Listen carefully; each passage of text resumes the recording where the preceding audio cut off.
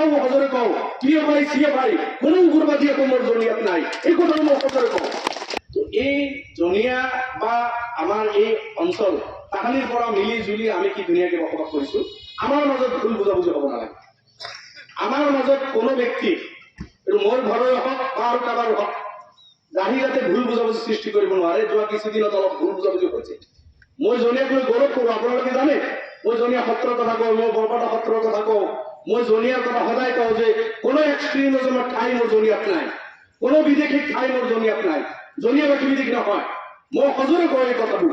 এছেম্বলিতো কওঁ, মই টকশ্বতো বহি কওঁ যে কোনোবা বিদেশী থাকিলে যাব, আমেৰিকান হওক, ইউৰোপিয়ান হওক, বাংলাদেশ হওক আৰু পাকিস্তান হওক, বিদেশী ঠাই আমাৰ অসমত নাই। বিদেশী যাবই লাগিব, বিদেশীক আমি ঠাই নিদিওঁ। কিন্তু আমি জানো এজ এ বিধায়ক আজি প্ৰায় 12 বছৰৰ পৰা 2011 পৰা এতিয়ালৈকে ঘৰে ঘৰে গাঁৱে গাঁৱে গলিত গলিত সকলোক জানো আমাৰ এই বসবাস কৰা মানুহ, তাহানিৰ পৰা বসবাস কৰা মানুহ, স্বাধীনতা আগৰ পৰা এই চব মানুহ হয়। এজনৰ পৰা 50 জন হৈছে, আজিৰ পৰা 100 বছৰ আগত যিজন এজন আছিল তেখেতৰ ল'ৰা ছোৱালী 5 জন আছিল, তেখেতৰ ল'ৰা ছোৱালী আগৰ 5 জনৰ পৰা 25 জন হৈছে, 25 জনৰ পৰা 50 জন হৈছে, এনেকৈ জনসংখ্যা বাঢ়িছে।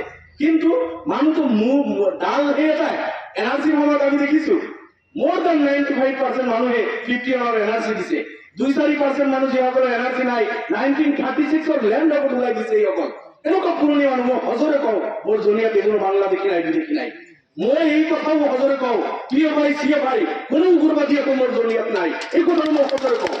কিন্তু আমাৰ মাজৰ পৰা কিছুমান মানুহ, 2-এজন মানুহ হয়তো সেই তেখেতসকলে আমাৰ এই সাতামপুৰিক ঐক্য, আমাৰ ভাতৃত্ববোধ, আমাৰ প্ৰেম মহব্বত এইটো বিনষ্ট কৰাৰ কাৰণে সমাজত নানান ধৰণৰ মানুহ থাকে, চব সমাজত থাকে, ভাল সমাজতো 2-4জন তেনেকুৱা মানুহ থাকে। তেনেকুৱা হয়তো কিবা এটা চেষ্টা কৰি আছে বা কৰিছিল, তাৰ কাৰণে 2-4জন মানুহ আমাৰ ভুক্তভোগীও হৈছে। এইকেইদিন মই স্কুলত কথা পাতিছো, মই ডিচিৰ লগত কথা পাতিছো যে মোৰ জনিয়া মই ভালকে জানো, আপোনালোকে চাওক, ইনভেষ্টিগেশ্যন কৰক। দোষীক কোনো পথে হাৰি যাব নোৱাৰে, কিন্তু নিৰ্দোষীক কোনো পথে যাতে কোনো শাস্তি নহয়। এতিয়া ষড়যন্ত্ৰ কৰাকাৰী ধৰা পৰি আছে।